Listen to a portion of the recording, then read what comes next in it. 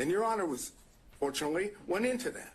And then when Bradley knew he had to testify about it, you saw what happened. You can draw the inference, as I've suggested on Bradley, that what he said in the text message, Defense Exhibit 26, is true. The relationship, in fact, started prior to November 1st of 2021. That ERT says that. And now, without getting into any detail, the cell phone records. The cell phone records show that during that period of time from, let's say, April 1 of 2021 to November 30th of 2021, that there was a considerable number, 35 or more occasions where it appeared that, based on the records, that Mr. Wade was down in the area where Miss Willis was staying in the ERT's apartment. But more important is there are two occasions, and the state has not challenged those. There are two occasions where the records reflect that it appears Mr. Wade spent the night at that apartment. The state may say, we don't accept that, but they didn't challenge it. And even when they brought forth what they brought forth today, Supplemental 2 and 3, they didn't challenge it again. So what does that suggest? That's corroborating evidence of what Yerte had said, of what Bradley said in his text message. It's also impeachment evidence as to what Wade and Willis said about how many times. Is that a significant, in terms of just the times? Didn't Mr. Wade testify that he was there at least 10 times during that time frame? You've now found 35. Well, minimum of 35. Okay. But never overnight. He said he never spent overnight. Put that to the side, though, just in terms of the fact that he did say he'd been over there, that he'd visited the place, and I would presume he wasn't obviously keeping a very good accounting of it, but that wasn't something that was entirely denied. If you're asking me, do we win on the point that he said more than 10 or around 10 and we say 35, do we win on that point? Sure. No. Okay. It's not determined. The overnight rate might raise some more concerns. Understood. It does, and that's the reason why we highlighted it in the affidavit of Mr. Middlestadt, because that is suggestive that they were not being honest to the court. So then, how much time have I used? Have I? I'm letting them use the hook. So, suggestive. Again, raising issues. I'm wondering about burden. Is it we're dealing with a preponderance standard? We are dealing with a preponderance standard, and it's our burden. Yeah. No question about that. So does suggestive get us there? No, but it is corroborating evidence of evidence that we did put up. And that's what the purpose of the cell phone records. They corroborate what Yerte says. They corroborate what Bradley said in Defense Exhibit 26. And they impeach, to that extent, Wade and Willis's testimony. So if you find by a preponderance of the evidence, so I can finish this up, if you find by a preponderance of the evidence that what I call subset of forensic misconduct, ethical violations, has been shown, and that there is a significant or legitimate concern about the truthfulness of Wade and Willis, they're disqualified. Now, obviously, factual findings are yours, but the law allows you to do that. You don't have to do it through an actual conflict. That's the other side of the equation. And that's what I've argued, and I think that's what Mr. Gibbons can argue. Before I let you go, though, this is an interesting classification. You're saying forensic conduct isn't just commenting publicly about the case indicating guilt. You're saying forensic conduct is just anything a district attorney says falls into that box? No. I'm saying that improper, that forensic misconduct as a subset of that would include violations, ethical violations, which impact the ability of the defendants to get a fair trial, as well as impact the court's ability to have faith that the prosecutors, these two prosecutors, are acting in good faith in their own conduct. Same idea dealing with, as I said, defense counsel in the two cases I mentioned. Ethical violations can give rise to disqualification, and I suggest we have that here. All right. Thank you, Mr. Saino. Thank you. Where's the shot clock when you need it? Right there. Your Honor, I want to address very directly here. What we have is a systematic, continuous pattern, a calculated plan, evidencing a design to prejudice the defendants in this case, in the minds of the jurors. This is what we have seen. This isn't the problem that the district attorney has. It's not that the district attorney had some sort of brief off-the-cuff statement in an interaction with a reporter like in Williams. That's not what we have here. We have someone who sat down, wrote out her speech, wrote out her plan, who sat down for whether it's 2, 3, or 6 times with the editors of Find Me the Votes and told and got her message out about this case before it was supposed to be tried in this courtroom. And so that is the problem that we have. We have a pattern of forensic misconduct on behalf of Miss Willis. So, I mean, we have a pattern of public statements being made. I take it you or your team has dived in and read the book. I know she was asked about specific portions in it. The only case that I can find actually talking about when someone crosses the line on public comments is that Williams case, and it talks about there has to be an implication of saying the defendant, a particular defendant, is guilty, and it even denied it, right? So, have you found any case in Georgia where they actually said that a prosecutor had gone too far in their public comments? Does one exist? Well, number one, thank goodness it doesn't happen often. Sadly, it's already happened here. Now, in Williams, the prosecutor had one response to an inquiry the court found it was improper but did not have this pattern. Now, it doesn't necessarily mean a comment about the quote guilt or innocence, although that was the pattern in Williams. It's the improper comments by a prosecutor. For example, in Williams, they cite the nature and consequences of forensic misconduct in prosecution of criminal case, a 1955 Columbia Law School article, and how prophetic that was. When Williams cites that case in that law school article, they talk about an awful lot more than simply the comments about. You have to be ready. Let's fight like demons. Most impressive. Ah, my boy!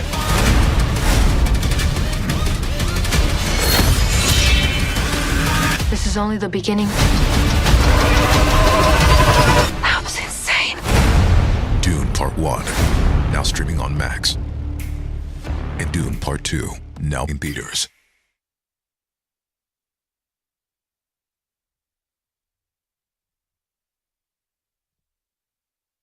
Texas talks about, and that is that pretrial can create major problems for a defendant, indeed more harmful than publicity during a trial, for it may set the community opinion as to guilt or innocence. That's what we have here. That's exactly what we have. And the court in Estes talks about the power of the television camera. So what do we have, and what did this prosecutor do? What she chose to do is sort of what was criticized by the Supreme Court in Shepard v. Maxwell. Legal trials are not like elections to be won through the use of meeting halls, the radio, or the newspaper. That's exactly what we have here. What we have is a deflection. What this is all about is more insidious than just making the comments that she's made. It's a deflection. What she chose to do was to say, okay, I have done my best to hide the relationship with Nathan Wade. And Nathan Wade has done his very best by filing false documents in his divorce case to hide his relationship with Miss Willis. Now, and so what did they do? Well, when Miss Merchant filed the motion to disqualify, now the game plan has to change. The game plan I call the deflection begins to take place. The deflection is when the district attorney sat down and wrote out. I'm sure the court has. When you look at that video, it's in evidence of her speech at church. She has written out everything and she's reading from it.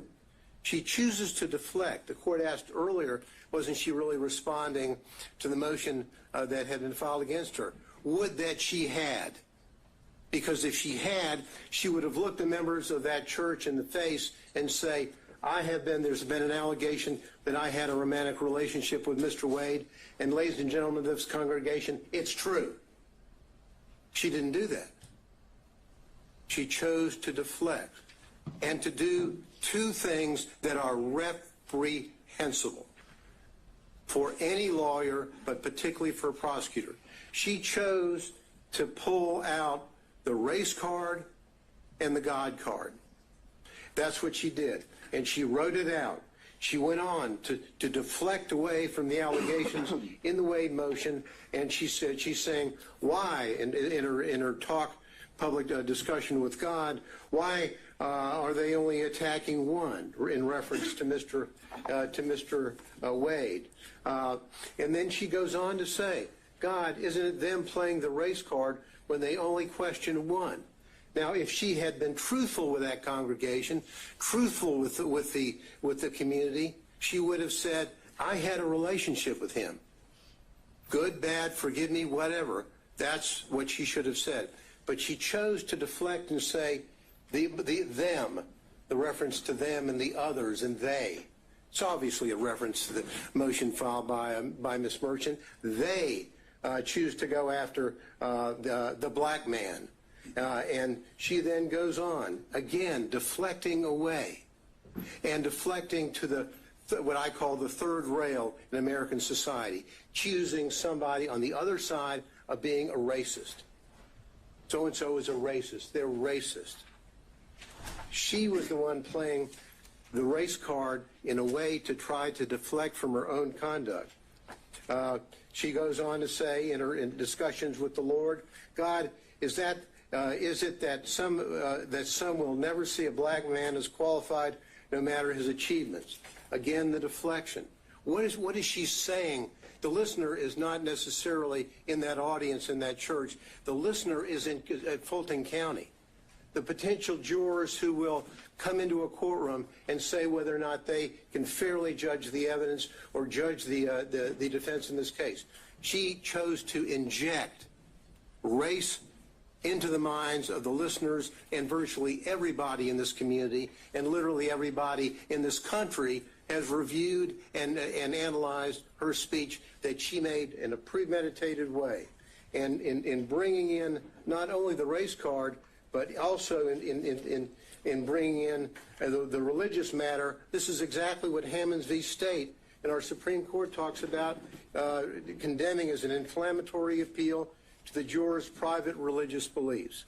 Why would she do that? To deflect. But now, not only is she deflecting, but she is then going forward and, in a way, telling the community, telling the congregation that God is on her side, not on the side of these people. God, she said, and when she's talking, and she's saying, God, pray for their souls. I, meaning God, qualified you.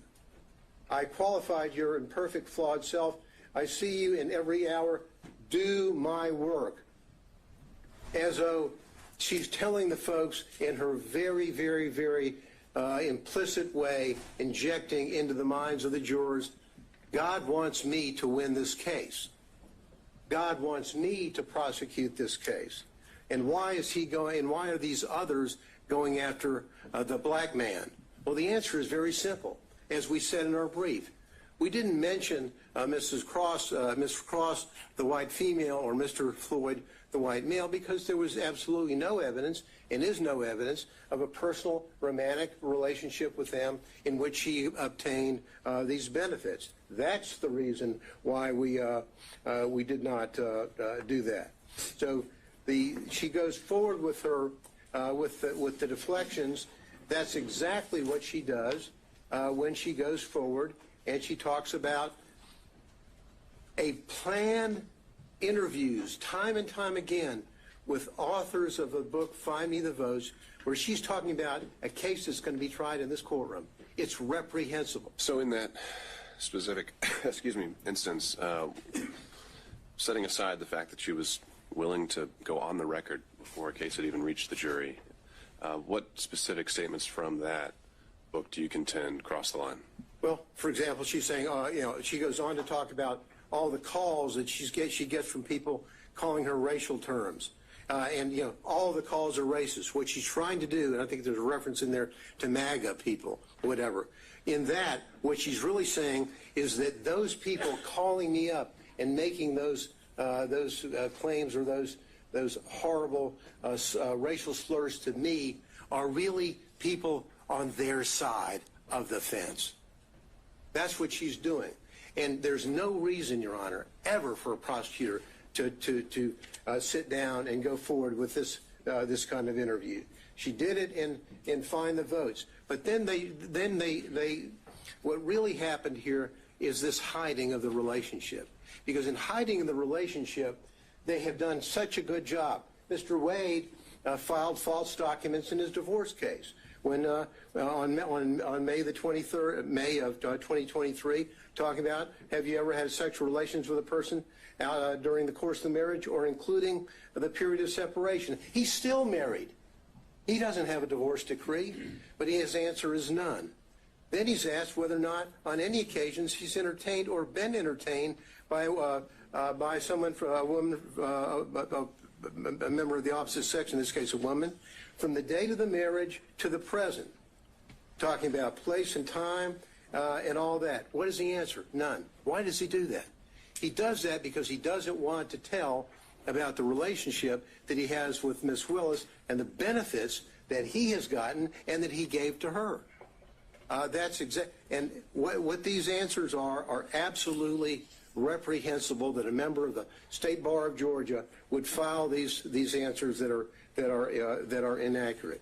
What does Miss Wade do? Miss Willis do? Miss Willis, on her financial report, on whether or not she has gotten anything of $100 or more in value from a prohibited source. The court asked earlier about what a threshold might be. Well, for the financial report, it's $100. That's it.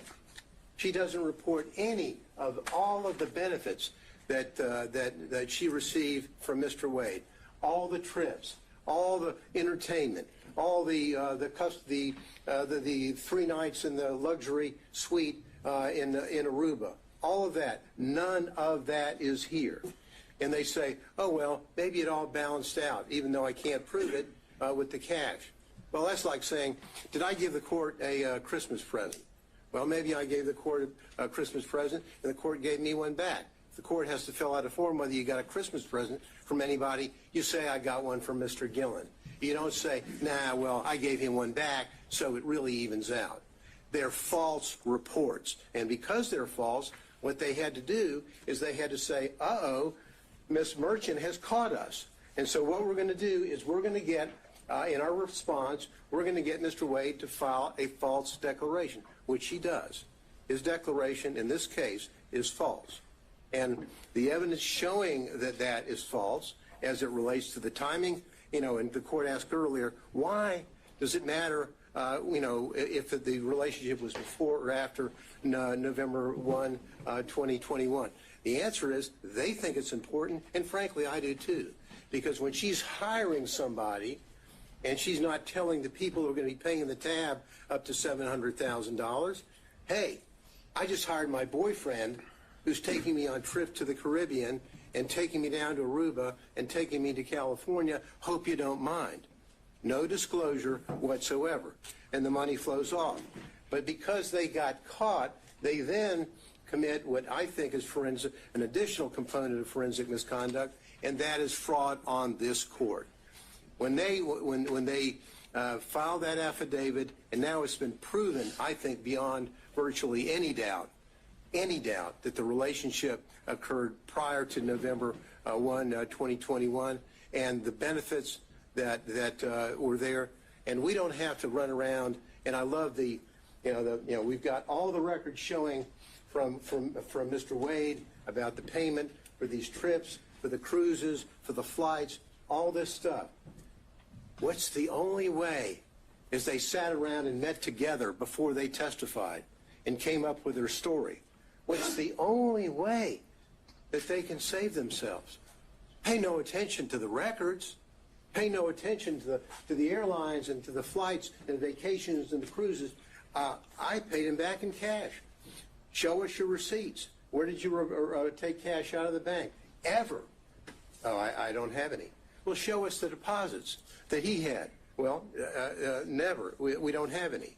What we have here is a fraud on this court, which has been shown, I think, overwhelmingly by the evidence and overwhelmingly through not only the testimony of Yurdi, the testimony of the emails and the text from Mr. Bradley to Ms. Merchant, as well as all the documents that they had no answer to other than the just trust me, I gave him money, it evaporated, I don't know where it came from, and he doesn't know what he did with it. Just please trust us and believe us because it's our only way out of the trap that they set for themselves.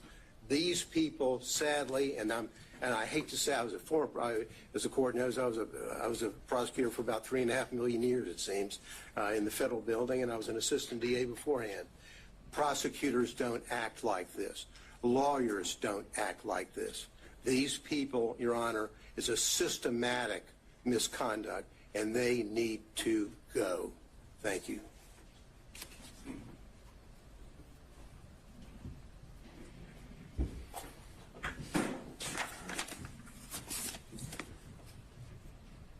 Your Honor, I'm going to cover a few factual details without overly rehashing what has already been said. During the pendency of this investigation in this case, Mr. Wade and Ms. Willis basically lived Robin Leach's lifestyle of the rich and famous. And they did this riding on the backs of the defendants in this case, funded by the taxpayers of Fulton County and the state of Georgia, with the money that was paid to Mr. Wade through the contract that Ms. Willis got him. That money flow, that is the personal interest that you asked about. She was personally benefiting from the position, from the job, from the scope of the investigation, from the scope of the indictment, and how they conducted it. And we know this, we know from the records that have been submitted before the court that Mr. Wade paid at least $17,095 towards this relationship. That does not even include the various dinners, the day trips that both Wade and Willis admitted to, so that number is likely even higher. We know from the documents that Ms. Willis only paid $1,394 for an airline ticket. We know from Ms. Yurdi, who was pretty much uncontested, there was no evidence presented by the state disputing her time frame, that relationship started in 2019. She saw them kissing, she saw them hugging. Now, whether or not they had sex before January of 2022, I do not know. They admitted sometime in early 2022, and I found it curious that they both, Wade and Willis, just went straight to the sex. So maybe that's when they started having sex. I do not know. But the relationship predated that.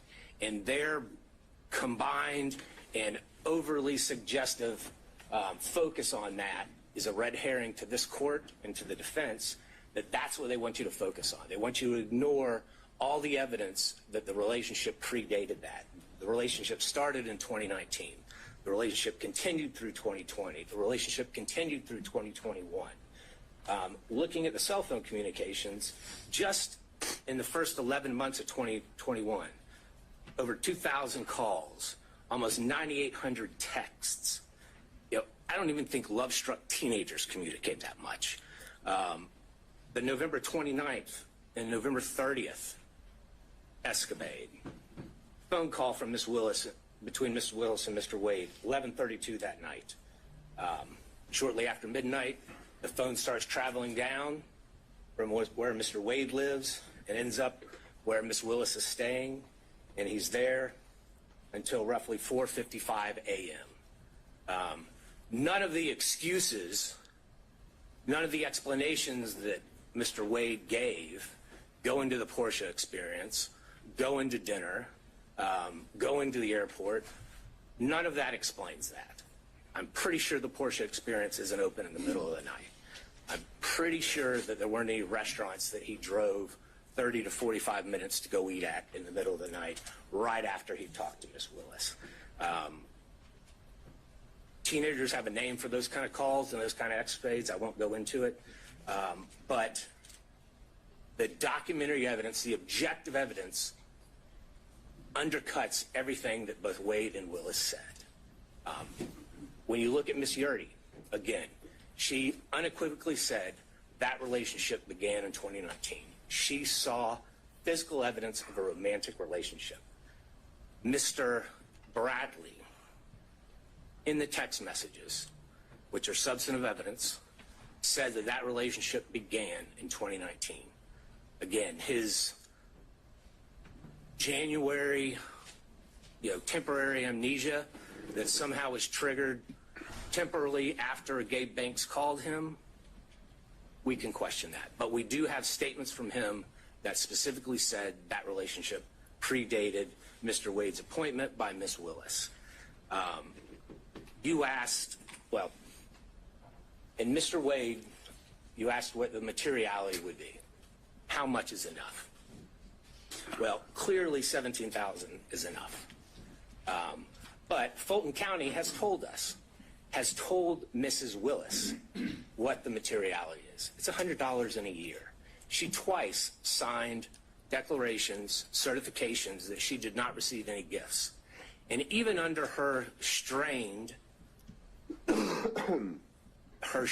explanation, there were monies, there were gifts, there were dinners, there were excess contributions flowing her way that exceeded $100. Her explanation, well, I just paid it in cash. That just does not stand to reason. It does not hold up to the light of truth. Anyone that has ever been in a money laundering trial, a forfeiture trial, if that's the explanation we give the state, they laugh. Oh, I just gave cash. I have no records for it. I have no source for it. The only thing that she could say that was a source for the money, because at times she said she was down to $500 to $1,000. The only explanation she had is, well, sometimes I go to Publix and I may get an extra $50. That shows up on your debit card or your credit card. Did they bring those records in? No. Did they bring her bank accounts in? No. Did they bring any documentary evidence in? No, they did not. And why is that important, Judge? Yes, the burden is ours.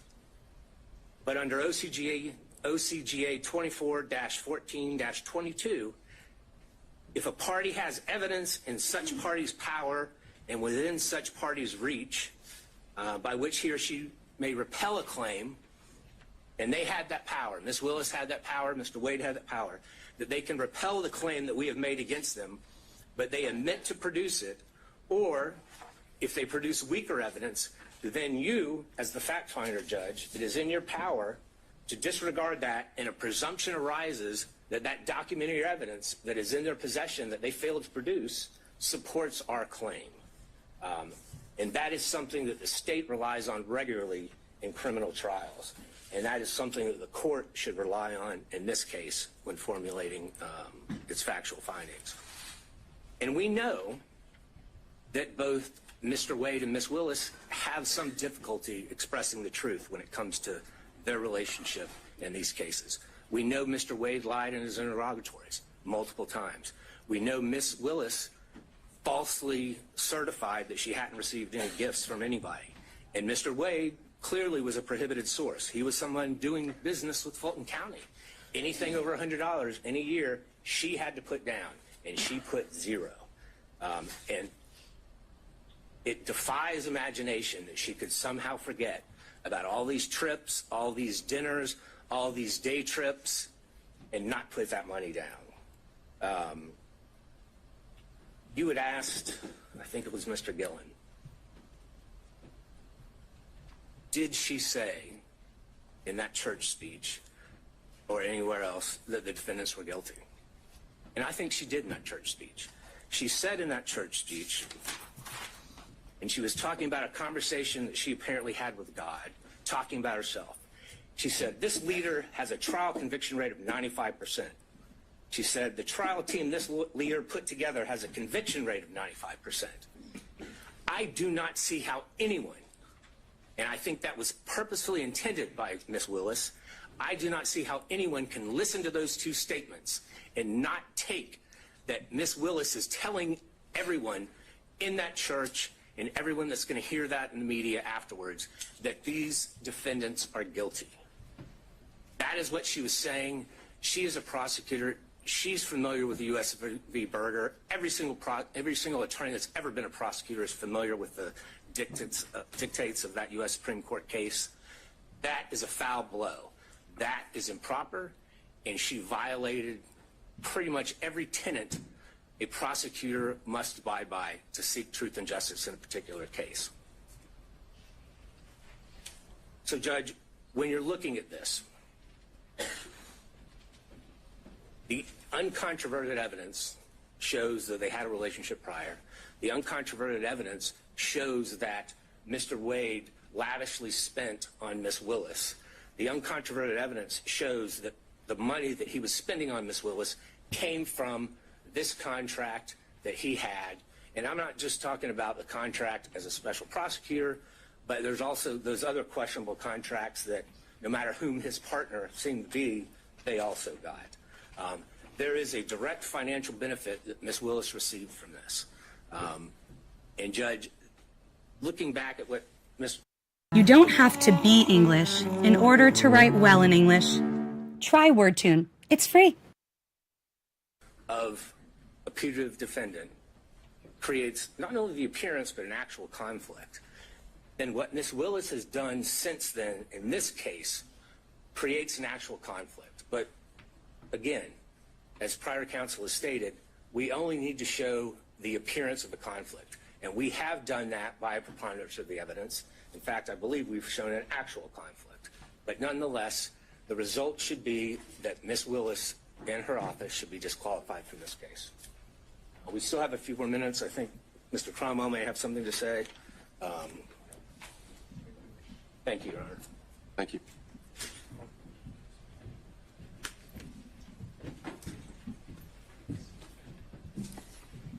Good afternoon, Your Honor. Yeah. Harry McDougald for Mr. Clark.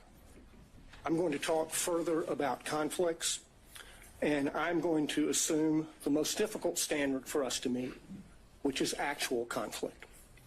But before I begin that, I want to add just a little bit to what has already been said about the standards that apply to prosecutors. Our appellate courts have said often the administration of the law, and especially that of the criminal law, should, like Caesar's wife, be above suspicion and should be free from all temptation, bias, or prejudice so far as it is possible for our courts to accomplish it. The first occurrence of that I can find is Nichols v. State more than 100 years ago, 1915. The most recent, Registe v. State in the Supreme Court in 2010, although they don't refer to Caesar's wife. That requirement is also embedded in the prosecutor's statutory oath, 15-18-2, which requires impartially and without fear or favor discharge my duties as district attorney and take only my lawful compensation, so help me God. The general rule on conflicts of interest for lawyers is in Rule of Professional Conduct 1.7. And we all know, it's all drummed into us, that we cannot have a conflict of interest. And if we do, we have to withdraw or we will be disqualified. The basic idea is that a conflict of interest impairs the lawyer's independent professional judgment. That's the test of a conflict and whether it can be waived and whether it's disqualifying. And that conflict is not just financial. It can be any conflict that impairs your independent professional judgment, and you see that in McLaughlin v. Payne. The court asked what was a personal interest for purposes of disqualification. It's anything that impairs professional judgment. That's reflected in the ABA standards that were quoted by Mr. Merchant, which list the prosecutor's personal, political, financial, professional, business, property, or other interests or relationships. And that's really embedded in the prosecutor's oath to act impartially. And the earlier disqualification order by Judge McBurney was based on political interests, not financial. What my colleagues have described as forensic misconduct is also cognizable as a conflict of interest based on that footnote in the Williams case. The root of all of the problems that we see in this court right now is a conflict of interest arising from their individual personal interests in perpetuating and concealing their relationship. That's the original sin from which all of the other problems flow. There are 6 different actual conflicts of interest in this case, any one of which warrants disqualification, but collectively, practically compelling. First, the financial conflict that's already been covered. Second, the personal ambition, political ambition. Third, there's a dovetailed or complementary pattern of deceit and concealment of the relationship and the money. Fourth, the speech at the church. Fifth, the motion for protective order that the DA filed in Mr. Wade's divorce case. Sixth, the way the state has conducted the defense of this motion to disqualify, especially the hearing. On the financial piece, the court asked for a limiting principle and asked about materiality. The limiting principle is whatever impairs the independent professional judgment of the lawyer. That is applied routinely. We have a county code section that flatly prohibits gifts from contractors, period. We have, by analogy, the federal bribery statute, which has a threshold of $5,000, 18 U.S.C. 666. The court asked about burdens and inferences. The court can draw a negative inference from the state's failure to produce evidence to support the invisible magic cash balancing theory based on State v. Thomas, 311 Georgia 407, particularly footnote 19. As to the timing question that the court asked about, there were 2 contracts for Mr. Wade executed after they acknowledged the relationship began, each one of them afflicted or conflicted under county and common law. The second conflict is her political ambition, for which he was previously chastised by Judge McBurney, and that's also present in this book. The inside flap of this book says that they were given, quote, exclusive access to thousands of secret documents, emails, text messages, and audio recordings. The court has twice denied defense motions to unseal special purpose grand jury materials. She helped herself to get the glory of this book. I introduced certified copies of a number of county code sections. I'm not going to walk through those, but I'll tell you why they matter. The stack of law from the state constitution down to the county ordinances imposes a regime on the DA under which she has 3 obligations. She has to go to the county commission to get approval to pay him like she did. She cannot accept gifts from a prohibited source. She has to disclose the gifts that she received. She evaded all of those requirements. Section 2-69 of the county code prohibits gifts from prohibited sources, which he was. There's no boyfriend exception. The disclosure forms, the evidence is sufficient for you to find that her disclosure form for 2022 is false, and that it is a false writing.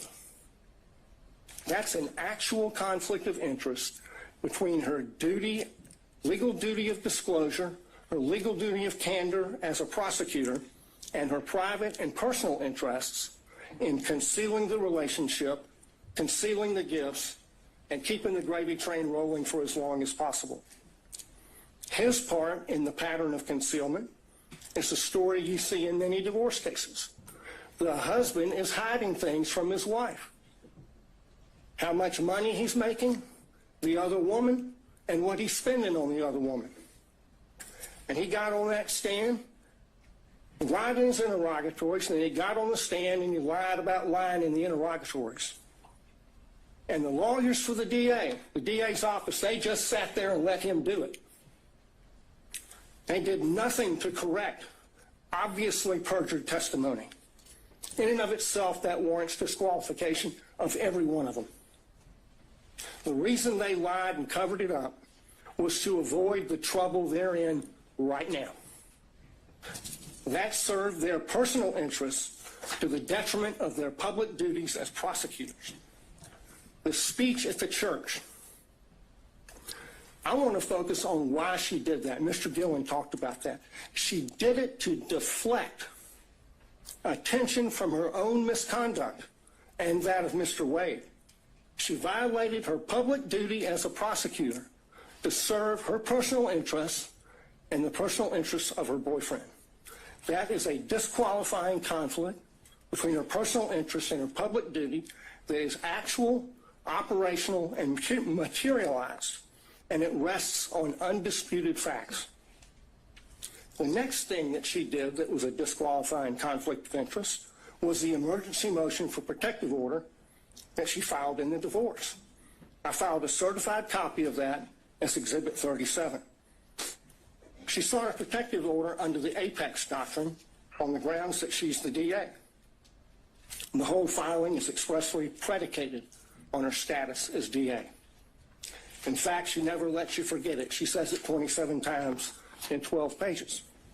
In that filing, speaking as DA, she said, the circumstances, quote, suggest that defendant Joycelyn Wade is using the legal process to harass and embarrass District Attorney Willis, and in doing so is obstructing and interfering with an ongoing criminal investigation. In the prayer for relief on page 11, she asked for 6 months to, quote, complete a review of the filings in the instant case, investigate and depose relevant witnesses with regard to the interference and obstruction this motion contends. There's no sugarcoating it. That's a clear violation of Rule of Professional Conduct 3.4H, which prohibits lawyers from making threats of criminal prosecution to gain advantage in a civil case. She abused her power. She abused her position to threaten her boyfriend's wife with criminal prosecution to gain advantage for herself and her boyfriend in her boyfriend's divorce. She violated her public duties not to make that kind of a threat in order to serve her private personal interests and those of Mr. Wade. Another actual operational conflict. The last category is the conduct of the defense of this hearing.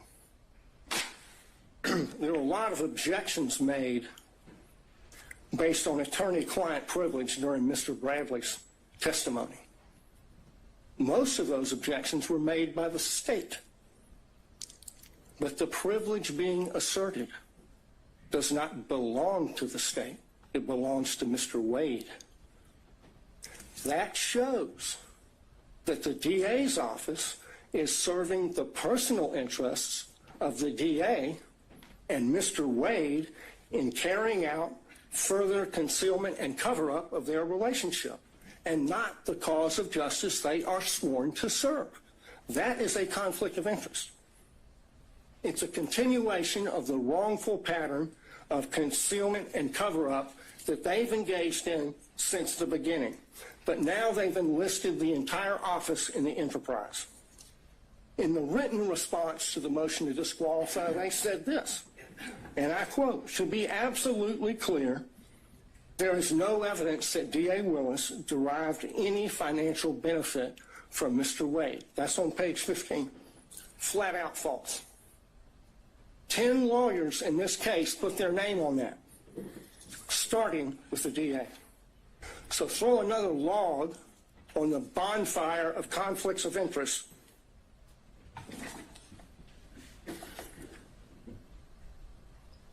The problem here is the DA cannot distinguish between her personal interests and ambitions on the one hand and her public duties as a prosecutor on the other, and apparently neither can anyone else in their office. Of the 6 conflicts I've identified, only one is subject to a conflict in the evidence. This is a case study in what happens when you operate under a conflict of interest. It's put an irreparable stain on the case. Think of the message that would be sent if they were not disqualified. If this is tolerated, we'll get more of it. This office is a global laughingstock because of their conduct.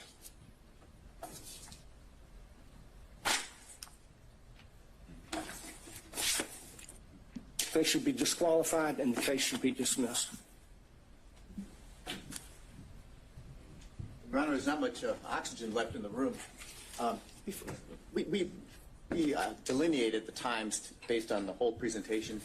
Would Your Honor consider some time for us in rebuttal? No. Okay, well then, could I reserve what I had, 5 minutes for Sure, rebuttal? that's fine. All right, thank you, Your Honor. All right, let's take a quick 5, and we'll be back at 2:40-ish to hear from the state. Thank you.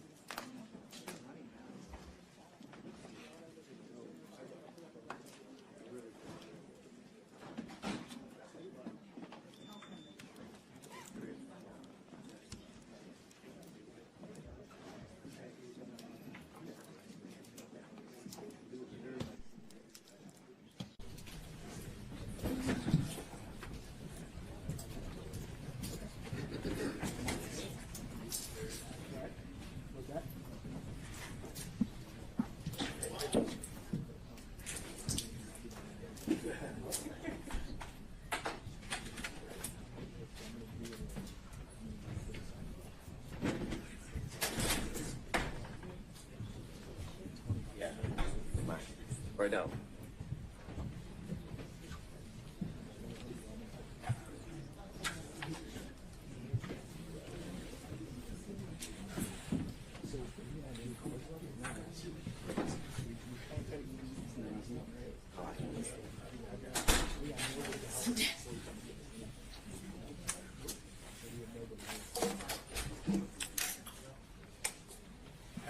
Sir?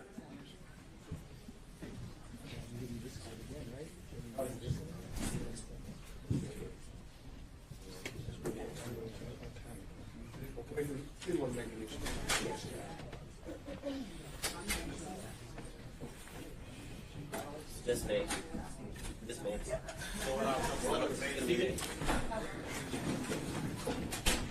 Just sit.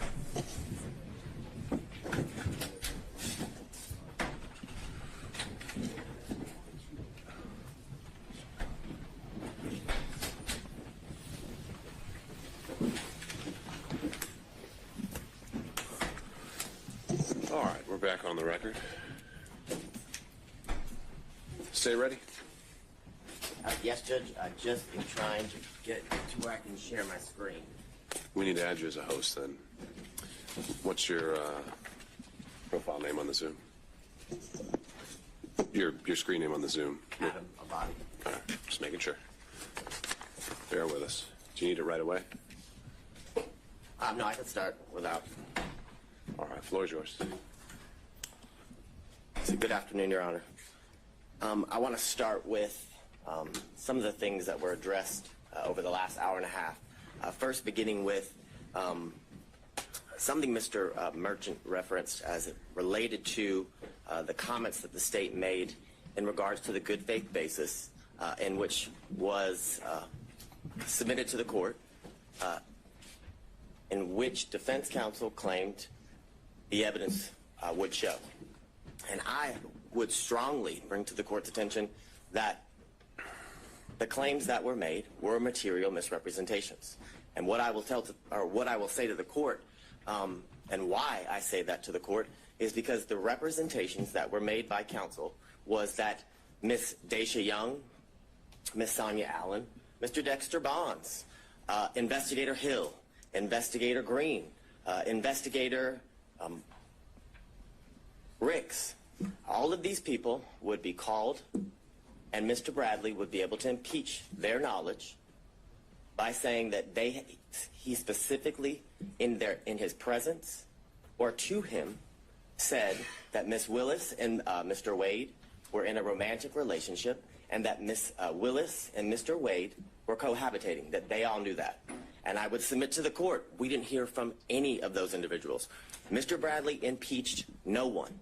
And I say no one because he did not impeach Mr. Wade.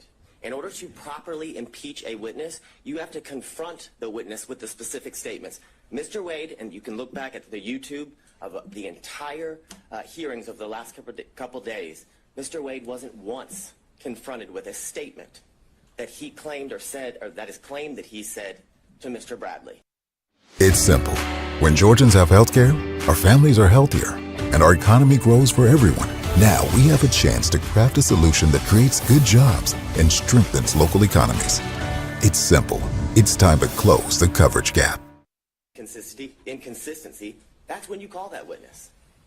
And when Mr. Wade was on the stand, not once was he asked, did you tell Mr. Bradley this in a confidential conversation in your conference room that was not covered under attorney-client privilege? That was not asked.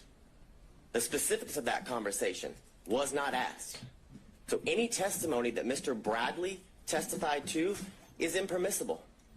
It is improper impeachment because they did not confront Mr. Wade with it. So that's where the state would begin with the comments that Mr. Merchant made about me referencing his wife as lying. I never called Ms. Merchant a liar. I never used those words.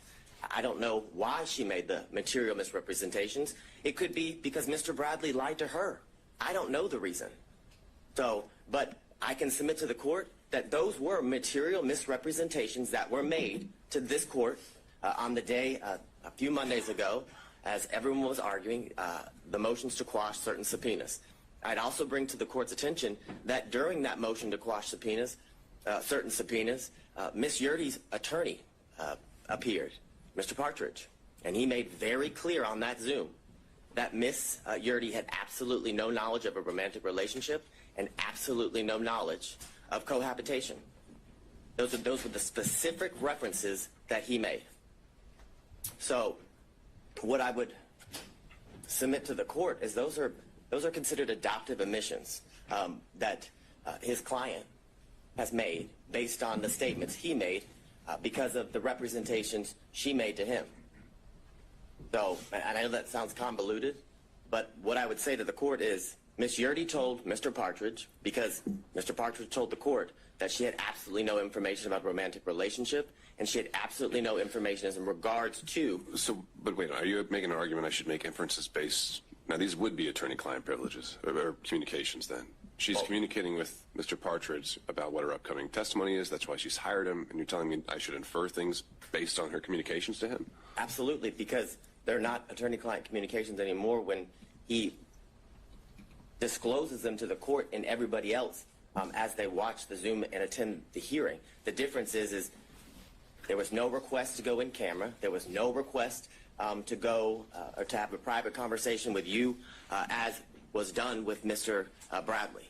That would have been the proper procedure. So yes, I'm asking you to infer that, 100%. I'm asking you to infer that her testimony was at best inconsistent. Because the testimony of Ms. Yurdy, when she testified, was vague, very little description. When asked in a very leading manner, is it true or do you know that Ms. Willis and Mr. Wade were in a relationship from 2019 into the time you were fired, you were forced to resign from the district attorney's office in March of 2022? She said yes. And then further, when pressed by Mr. Sadow, he talks about why she believed they were in a relationship. And what was interesting from Ms. Yurdy's testimony, that they were pretty close friends up until she left the DA's office, that she asserted to the court that on a yearly basis, Ms. Willis said, I'm in a relationship with Mr. Wade in 2019. Oh, by the way, I want to tell you again in 2020, because we're in a new year, I'm still in a relationship with Mr. Wade. And again, in 2021, the assertion is Ms. Willis then went back to Ms. Yurdy and confirmed, hey, I just want to reconfirm me and Mr. Wade are still in a relationship. It's absurd. It's absolutely absurd. More importantly, when Mr. Sadow asked her about why she believed that they were in a romantic relationship based on her own observations, she said something. He actually asked her, did you see him kissing or hugging? She said yes, but there was no description or qualification about when it occurred, what she actually saw, was it a kiss on the cheek, things of that nature. So I would ask you to frame her testimony from that standpoint when you're addressing her credibility, as the court is going to do with each and every witness that you heard during the testimony of all the witnesses during the hearing. I'm going to see if my screen will share.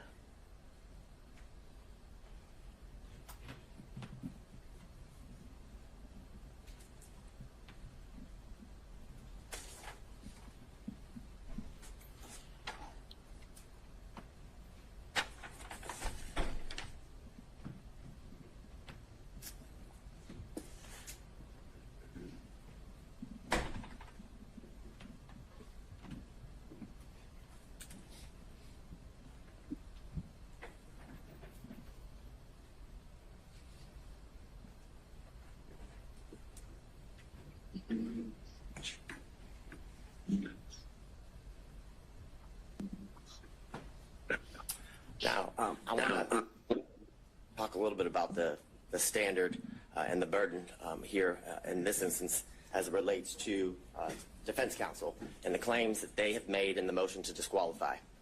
And as I was doing a whole lot of research, I came upon this law review article from Cornell scholarship reading or publication, and they made very clear that courts have been relatively reluctant to exercise their power to disqualify prosecutors for any reason. And that goes along with the standard what the state would submit to the court is that the defense has to show an actual conflict. And in this instance, they have to show the actual conflict would be that Ms. Willis received a financial benefit or gain and did it based, or got it based upon the outcome of the case. It doesn't make any sense. It makes absolutely no sense. And during the 3 days of the extensive testimony of all of the witnesses and the prolonged examinations of the witnesses by multiple defense counsel, they still got nowhere. We're in the same position we were in on Monday. The same assertions that were made on Monday have no answers today as we're before Your Honor. They were not able to provide any evidence as to, or to the contrary, of Ms. Willis and Ms. Wade's assertions of when their relationship began. There's absolutely no evidence that contradicts that the relationship did not begin later than or around March of 2022, Your Honor. I'd further submit to the court, because of this failure, that their assertion or their request that, one, the indictment be dismissed. There's absolutely no evidence that the defendants in this case, their due process rights, have been harmed in absolutely any way. There was zero evidence. Not a single shred of evidence was produced through any of the exhibits or the witness testimony showing how their constitutional rights, their due process rights, were at all affected by the relationship that began in March of 2022 with Ms. Willis and Mr. Wade. And because of that, the motion to disqualify should be denied, and Ms. Willis, as the District Attorney of Fulton County, and Mr. Wade, as the special prosecutor assigned to this case, should be allowed to remain on this case and continue to prosecute the case to the end, Your Honor, until the trial is set by the court and is to begin. Now, the issues, obviously, you've heard a lot from defense counsel as to what the issues are for you to, I guess, determine. And here it would be the state's contention is that you must find that there's an actual conflict if you were or are to come to the conclusion that you should disqualify Ms. Willis and the District Attorney's Office. And looking at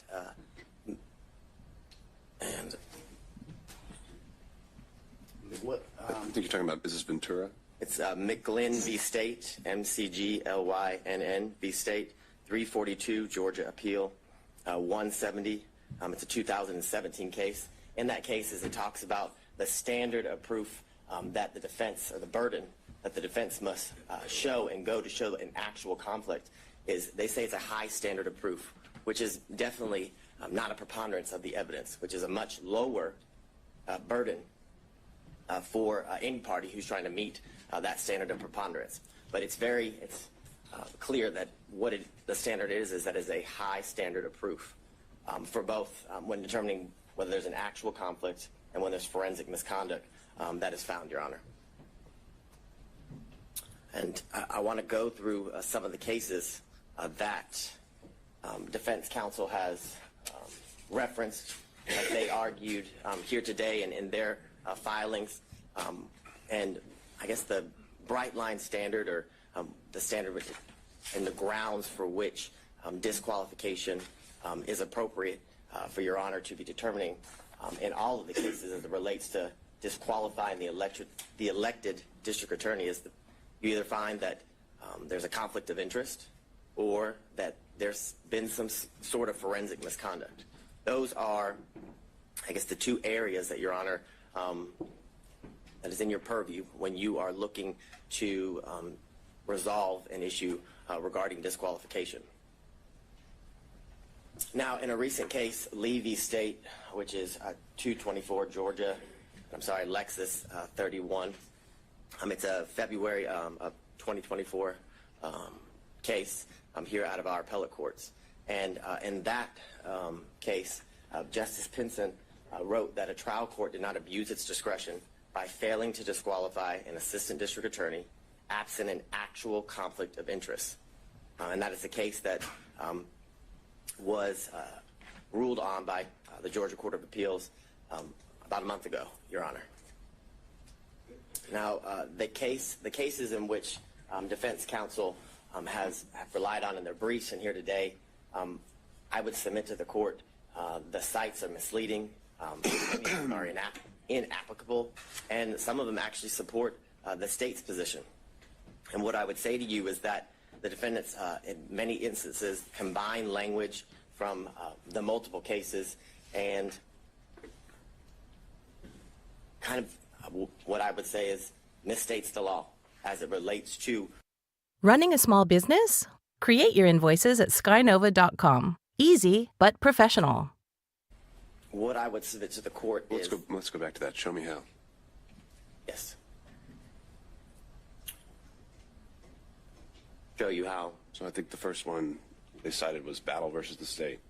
Certainly a conflict of interest or the appearance of impropriety can be the grounds of disqualification. Well, there are a number of these cases that seem to exclusively rely on the appearance of impropriety. right. Well, they acknowledge that there's some ambiguity here, that sometimes Whitworth gets cited to Ventura, and we've got this quote that comes up where it's just they only cite to an actual conflict that must be involved. They acknowledge the ambiguity. You're saying there's no ambiguity whatsoever. I am saying that, and why I am saying that, why I would submit that to the court, is in all of those cases, they do reference the appearance of an impropriety, but they reference that because they also find there's an actual conflict in each one of those cases. So your position would be, your review of the case law, there's never been an appellate opinion that relied only on an appearance of impropriety. As it relates to a prosecutor or a district attorney, yes, that is what I'm saying. What I would say is in those cases, they do reference the fact that there is an appearance of impropriety, but they reference that fact because when you have an actual conflict, there's always an appearance of impropriety. And those are what those cases stand for. And I guess that is the main example of what I reference as they kind of combine the language from separate and different cases and tell you that the standard is an appearance of impropriety. And I would submit to the court that is not the standard. And in my first reading, like Your Honor, I did notice that the cases each reference the appearance of impropriety, but also that that appearance arose from the fact that the court found an actual conflict in each one of those cases. So I won't belabor the point in going through all of the cases that the defense had cited, but what I would submit to the court in reading those cases is that I found that they kind of fell into 5 categories, that some that didn't concern disqualification at all, some that determined or that were about, I call it divided loyalty, which is a conflict that arises from representing becoming a prosecutor and then having represented the defendant prior to becoming a prosecutor, and then whether there's an actual personal interest in the outcome, and then others talk about whether the defendant was denied a fundamentally fair trial at the conclusion and of the case after conviction.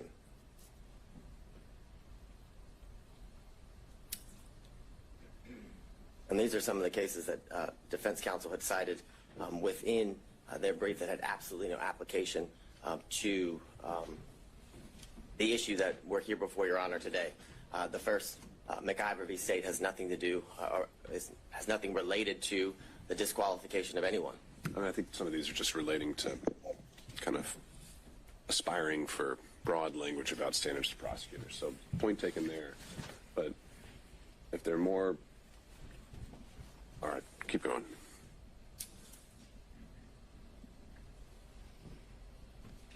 So as it relates to one of the cases that was referenced here earlier and is also referenced in some of the briefing by defense counsel is the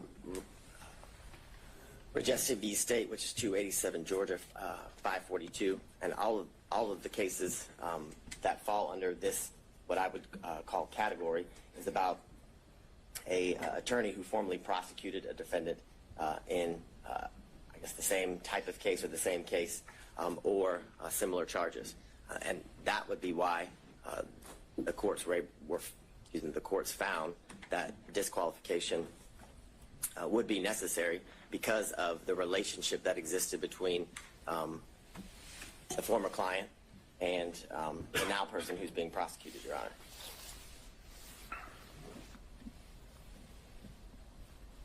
The next series of slides just goes through what has been addressed as it relates to the standard that is required when dealing with the issue of disqualification, and the state would contend and submit to the court that the defense must show an actual conflict in order to have the district attorney disqualified, and that actual conflict has to be in the form of showing that Ms. Willis, in this instance, received a financial benefit or gain in relation to the outcome of the case. Like many of the cases that involve personal interest, Your Honor, it's all based on a contingency fee, where how much they're paid, or a bonus, for example, is dependent upon the outcome of the case. That's how one is to show that there's a personal interest in the case. We have none of that here. And I would submit to the court, we have absolutely no evidence that Ms. Willis received any financial gain or benefit. The testimony was that Ms. Willis paid all of the money back in cash as related to the trips, and if didn't pay back in cash, it was all right. Let me explore this one a little bit. Mm-hmm. So, in addition to you're saying it's only an actual conflict, are you also saying that it's only if a financial interest is affecting the final result, the outcome? That's the only one we should be worried about? Or is it that the prosecution as a whole is what we should be looking at in terms of a stake? So what I'm thinking of, I'm just going to try and come up with some hypos here. What if ADAs are given a bonus for every motion to suppress they win, $1,000 per Fourth Amendment claim they win?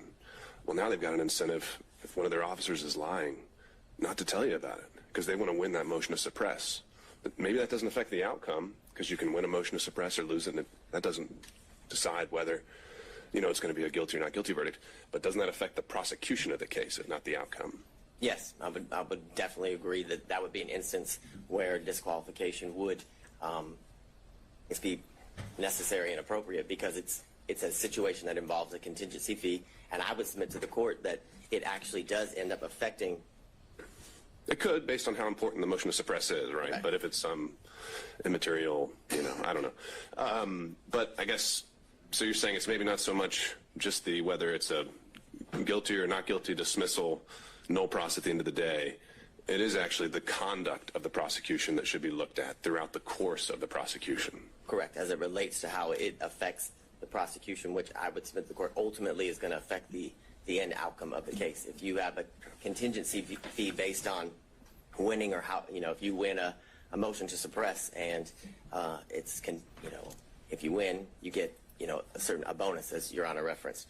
I think that is ultimately going to affect the end outcome of the case, because, as Your Honor just said, if there's an instance where an officer's lying, or where there isn't a good faith to go forward with that motion, the prosecutor would go forward with regardless, because of the contingency fee, which not only affects the prosecution at that point of the proceedings, but ultimately is going to affect the entire case, because if they were to win a motion to suppress, or I guess the motion would be denied, and the evidence wasn't suppressed, knowing that they didn't have a good faith basis to go forward affects the ultimate outcome of the case.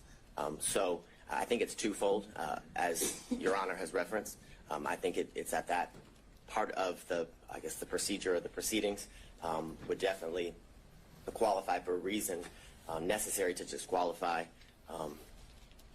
a prosecuting agency, but ultimately that action during the procedure will lead to the ultimate outcome of the case being or hinging upon a contingency fee like the ones in the cases referenced by counsel and the state that are on the screen. So getting into the language again, which you just had up there with greater amusements and amusement sales. Greater amusements is one of those. You refer to the appearance of conflict as dicta. Why do you think that's dicta? I think the quote from that one is, it guarantees at least the appearance of a conflict of interest. Why is that dicta? It seems very central to the holding in the case. Because I don't disagree with Your Honor, but in that case, an actual conflict was found, and the appearance... They didn't find that. I would disagree with Your Honor. My reading of the case is that an actual conflict was found, but because of that actual conflict, an appearance of impropriety was seen. And that's the reference, or why the state referenced that case in relation to the argument that an actual conflict is required.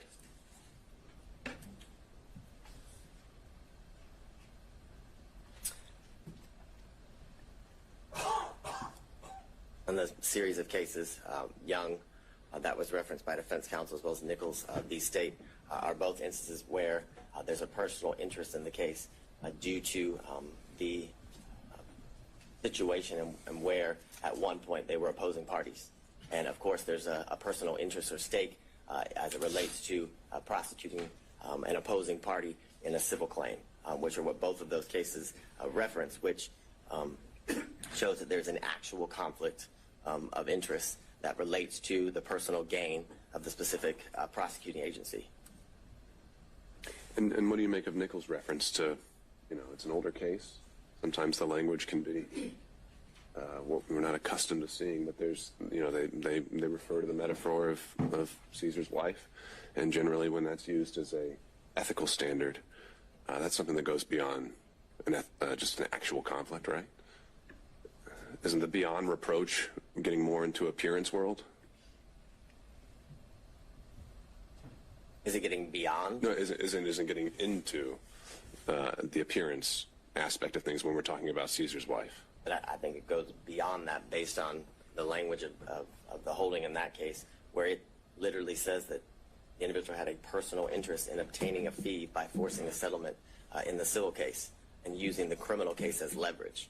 So that's not an appearance of impropriety. That is an actual conflict of interest in which arises because of the individual's personal stake in the end outcome of the case, Your Honor. So that's how I would differentiate, I guess, the representations of defense counsel as it relates to the standard or the burden that must be shown, and why the state would submit to the court, and the most recent ruling out of the Georgia appellate courts that an actual conflict is required to be shown. So I'm going to skip through these series of slides. We've heard all about Whitworth.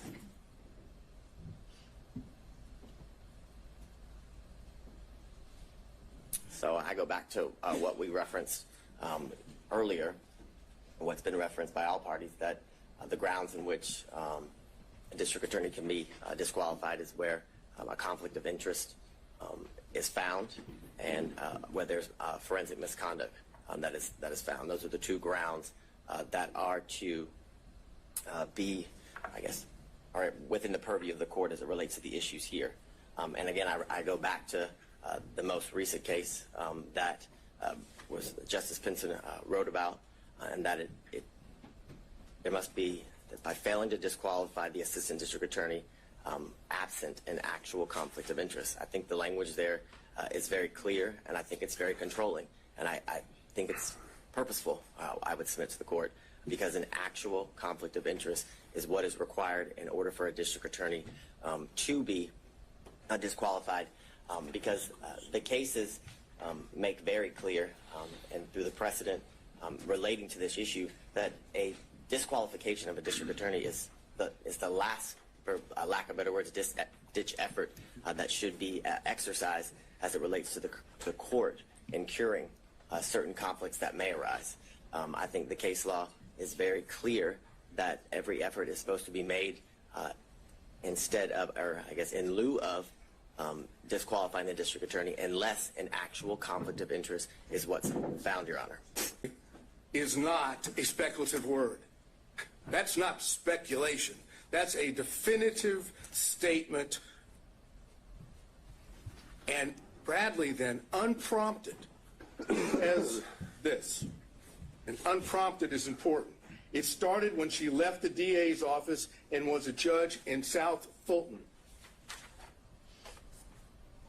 It goes on, Ms. Merchant says, she liked it started when she left the DA's office with the appropriate emoji or whatever one would call it to say it was light. And then Mr. Bradley said they met at the municipal court CLE conference. Again, unprompted. He's now definitively telling Ms. Merchant when this relationship started. Ms. Merchant says, that's what I figured when he was married. And then Ms. Merchant says, and we're now talking about a couple hours later, she texts and says, upon information and relief, Willis and Wade met while both were serving as magistrate judges and began a romantic relationship at that time. And Mr. Bradley responds, no, municipal court. Thank you. Doesn't say it didn't start then. He doesn't suggest that she's wrong other than magistrate court municipal. Now we have that, and it's in evidence. And what does Bradley do? He knows that he's put himself in a position that if he testifies truthfully on the witness stand, Your Honor is in a position to be able to find, if you choose to, that both Willis and Wade lied. So what does Bradley do? Look, you were an assistant U.S. attorney. You know how this works when you have witnesses in this situation. Mr. Bradley did everything he could possibly do to evade answering questions. No recollection, couldn't remember, it was speculation. Anything he could possibly say that would cause, Your Honor, not to believe that Bradley knew when this relationship started. I suggest they were clear-cut lies, and the truth is in Defense Exhibit 26. And so if we take that view, that he thoroughly impeached himself, that he did not give truthful conduct, what's left standing? Generally, you would see someone who's impeached, perhaps we have some kind of core that you could point back to and say that's the time he was telling the truth. In these text messages, is it ever definitively shown how he knew this and that he actually did know it, other than in just a assertion outright? Absolutely. Usually, if a state has a witness that goes sideways, they've got him locked in. They've sat down with a detective and got a full statement. We don't have that here. But what you have is a text message, which is a prior statement of Bradley that he did on his own, that was not given to him by someone else. The only thing that the court has just noted is, how do we know he wasn't speculating? Because you don't have to accept the fact that he wasn't speculating. The cases that I provided, I think by email yesterday, the first dealing with that, you can disbelieve that testimony and draw a negative inference. That's the Ferguson case. On Lee, the other case, you can simply take the prior inconsistent statement as substantive evidence. It has the same value. And that's what I'm asking you to do, to take what was the unprompted statement in Defense Exhibit 26 of Bradley and take that on its face value, that is an indication that Bradley in fact knew and had said he did. If you accept that,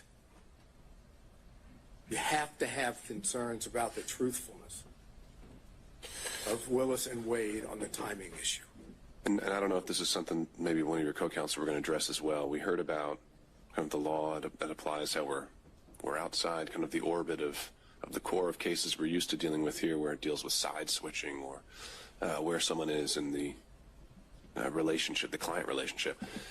The proposition you're putting forward now is that if a representative of the state, the lead prosecutor, the district attorney themselves, says something that's untruthful on the record, that is something that immediately has to be proactively policed by the trial court.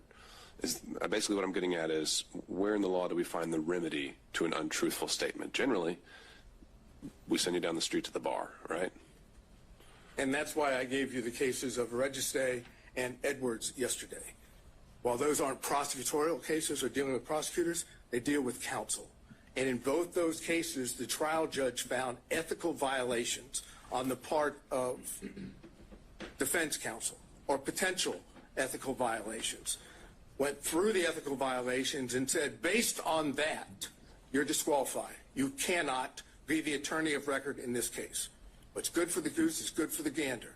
if defense counsel can be kicked off of a case because of ethical violations, I suggest the same thing can happen for prosecutors when the ethical violations deal with truthfulness, candor to the court, extrajudicial statements. Those are the things that this court can rely upon and say, based on those, again, I find an appearance of impropriety. Where would be the limiting principle? The district attorney signs every indictment assigned to this courtroom. Does that mean she's off every case? No, it would be when the... If I found that she's untruthful, is that what you're kind of suggesting, though? You don't have to find, again, I'm not saying you have to find she was untruthful or that Wade was untruthful. You don't have to make a finding of fact that they lied. All you have to do is make a finding of fact that you have genuine, legitimate concerns about their credibility, about their truthfulness. And once you find that, then you can apply Registay and Edwards. Well, but it's the same principle, though. If I have genuine concerns about her truthfulness on a particular occasion, how do those not spill over into every criminal case a district attorney brings? Well, it's because she testified under oath, and so did Mr. Wade. They didn't have to testify falsely. They could have testified truthfully. They could have indicated that the relationship, the timing was in fact before Mr. Wade was hired. They chose not to. And in that sense, that dishonesty, that constitutes a violation of their ethical responsibilities. This is not signing an indictment. This is not filing a pleading in which both sides have their own positions. This is a requirement that every witness has to tell the truth under oath. And if they don't tell the truth under oath, or there's a significant concern about their credibility, then they're violating their ethical rules. And as anyone will tell you, as Your Honor already knew from when you were a prosecutor, prosecutors are held to a higher standard. They're the ones that are supposed to be seeking justice. They don't have a particular, they're supposed to be disinterested. When you have the lead prosecutor and the DA giving what I suggest to you is untruthful testimony based on what Yerty has said, based on what Bradley said in his text, based on the whole way it was presented to you. Bradley didn't want to testify. He first came up with his attorney-client privilege thing on that. Then Your Honor was, fortunately, went into that. And then when Bradley knew he had to testify about it, you saw what happened. You can draw the inference, as I've suggested on Bradley, that what he said in the text message, Defense Exhibit 26, is true. The relationship, in fact, started prior to November 1st of 2021. That Yerty says that. And now, without getting into any detail, the cell phone records. The cell phone records show that during that period of time from, let's say, April 1 of 2021 to November 30th of 2021, that there was a considerable number, 35 or more occasions where it appeared that, based on the records, that Mr. Wade was down in the area where Miss Willis was staying in Yerty's apartment. But more important is there are two occasions, and the state has not challenged those. There are two occasions where the records reflect that it appears Mr. Wade spent the night at that apartment. The state may say, we don't accept that, but they didn't challenge it. And even when they brought forth what they brought forth today, Supplemental 2 and 3, they didn't challenge it again. So what does that suggest? That's corroborating evidence of what Yerty had said, of what Bradley said in his text message. It's also impeachment evidence as to what Wade and Willis said about how many times. Is that a significant, in terms of just the times? Didn't Mr. Wade testify that he was there at least 10 times during that time frame? You've now found 35. Well, minimum of 35. Okay. But never overnight. He said he never spent overnight. Put that to the side, though, just in terms of the fact that he did say he'd been over there, that he'd visited the place, and I would presume he wasn't obviously keeping a very good accounting of it, but that wasn't something that was entirely denied.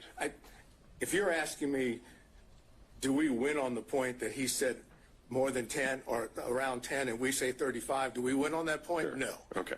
It's not determined. The overnight rate might raise some more concerns. Understood. It does, and that's the reason why we highlighted it in the affidavit of Mr. Middlestadt, because that is suggestive that they were not being honest to the court. So then, how much time have I used? Have I? I'm letting them use the hook. So, suggestive. Again, raising issues. I'm wondering about burden. Is it we're dealing with a preponderance standard? We are dealing with a preponderance standard, and it's our burden. Yeah. No question about that. So does suggestive get us there? No, but it is corroborating evidence of evidence that we did put up. And that's what the purpose of the cell phone records. They corroborate what Yerty says. They corroborate what Bradley said in Defense Exhibit 26. And they impeach, to that extent, Wade and Willis's testimony. So if you find by a preponderance of the evidence, so I can finish this up, if you find by a preponderance of the evidence that what I call subset of forensic misconduct, ethical violations, has been shown, and that there is a significant and legitimate concern about the truthfulness of Wade and Willis, they're disqualified.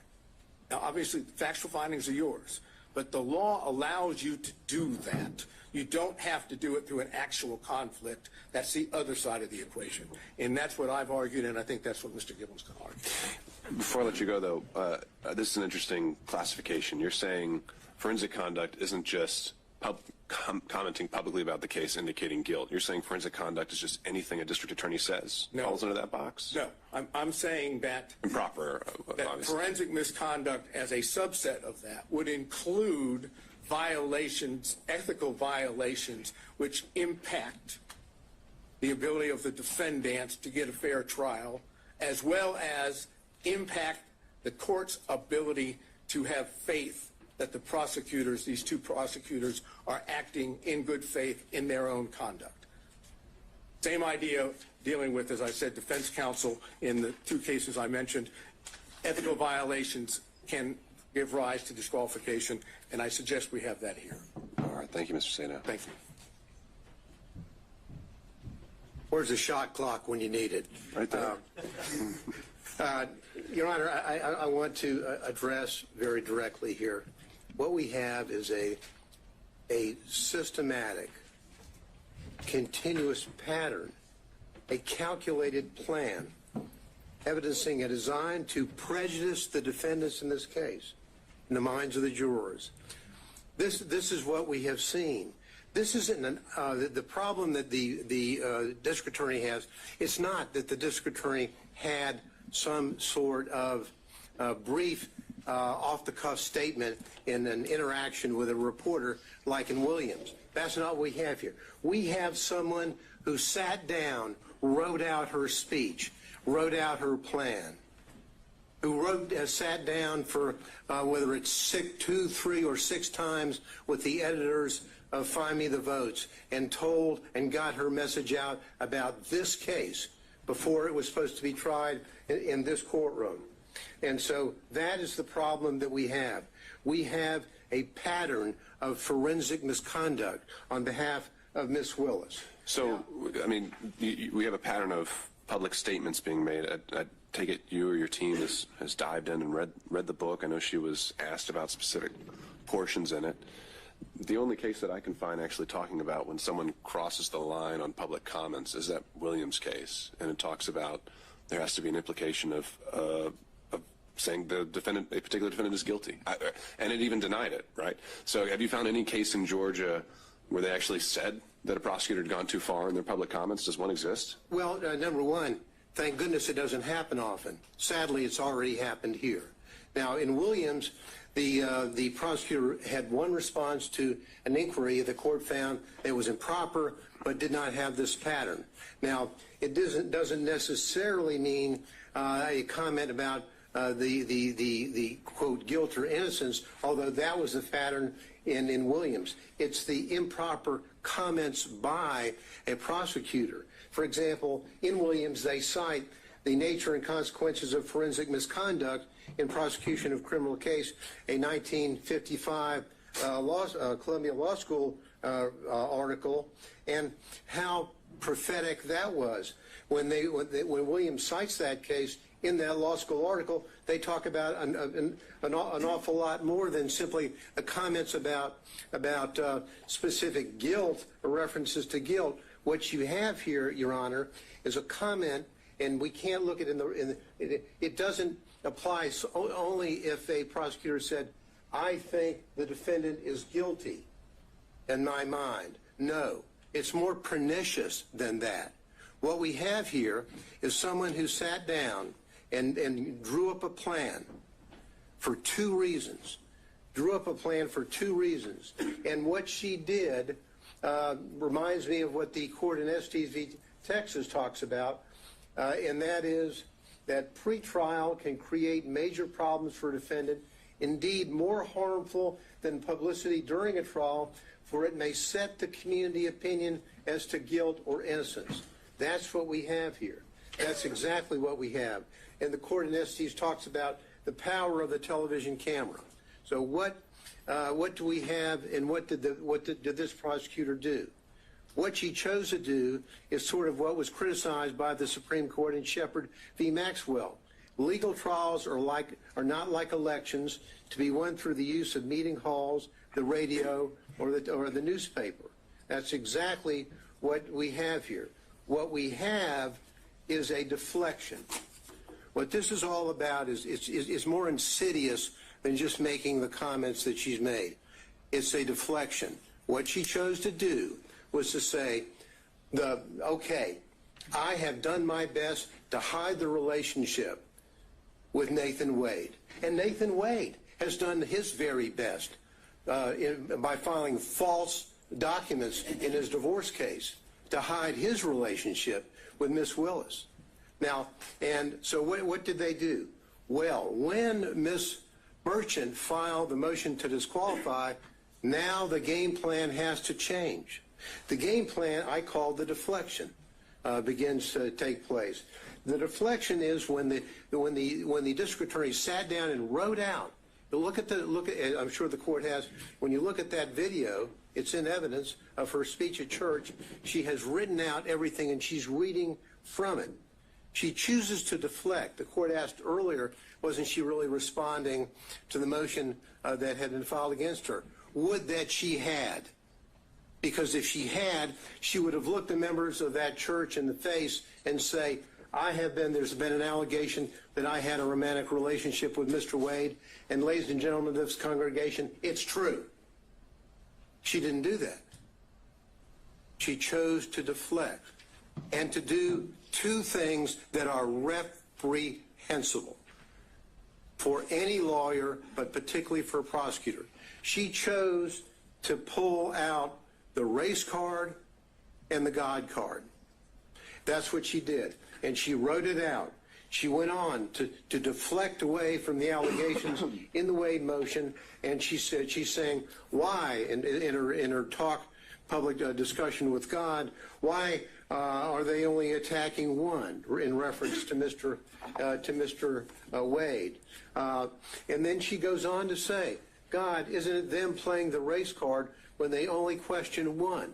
Now, if she had been truthful with that congregation, truthful with the community, she would have said, I had a relationship with him.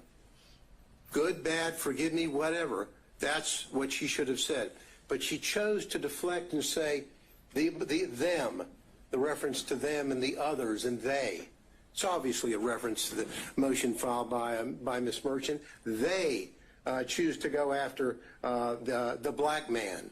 And she then goes on, again, deflecting away and deflecting to what I call the third rail in American society, choosing somebody on the other side of being a racist. So-and-so is a racist. They're racist.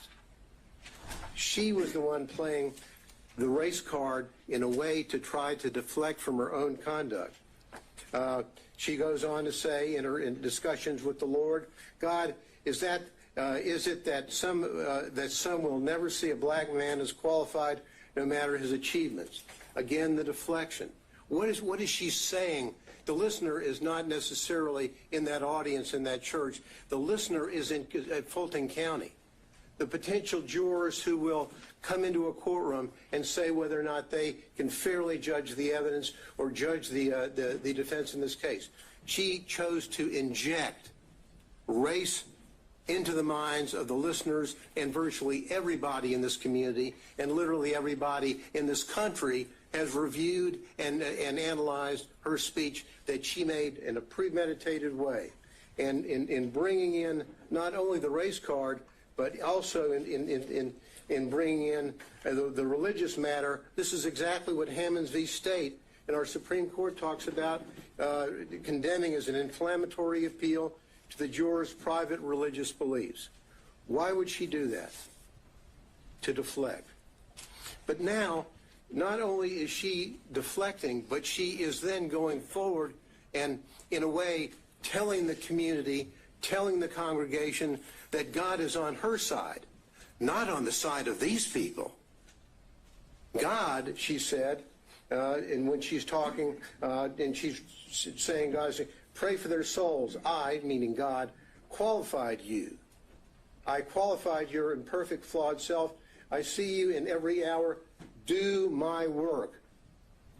As though she's telling the folks in her very, very, very implicit way, injecting into the minds of the jurors, God wants me to win this case. God wants me to prosecute this case. And why is he going, and why are these others going after the black man? Well, the answer is very simple. As we said in our brief, we didn't mention Mrs. Cross, Ms. Cross, the white female, or Mr. Floyd, the white male, because there was absolutely no evidence, and is no evidence, of a personal romantic relationship with them in which he obtained these benefits. That's the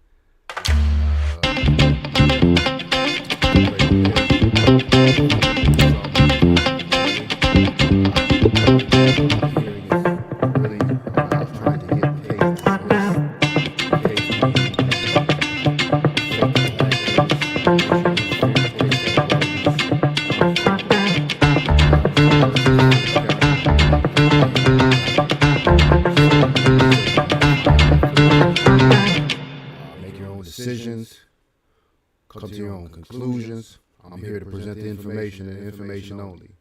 So with that, to be free and flexible and creative was really essential to what I wanted to make, and I didn't find a platform that did that other than Wix.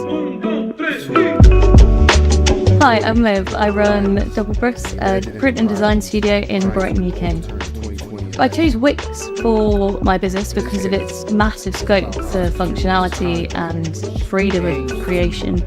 Everything I create at Doppel is visual. So for me, those customizable elements like the hovers and the little animations, the additional bits of coding, the physicality of the actual process of printing really reflects me. From a business perspective, it was really exciting. Directing people to that site was going to give them everything that they needed. show that this is causing an undue burden on that particular case. It shows, he's trying to say it shows bias towards the defendants. And it shows, trying to show that there is so many different factors that make the prosecution of Donald Trump on May 23rd, May implausible. 2023, talking about, have you ever had sexual relations with a person during the course of the doing their marriage, job. including They're getting the paid period to of present their separation? case. He's still married. Because of he doesn't have a divorce decree, but his answer is none. Then he's asked whether or not, on any occasions, he's entertained or been entertained by someone, a woman, so with that, they're trying to a member of the leverage opposite sex, in this case a woman, into having from the date of the marriage to the present, case, i.e., talking about place and time and all that. What is the answer? None. Why does he do that? This is where the case stands He right does now. that because he doesn't want to tell about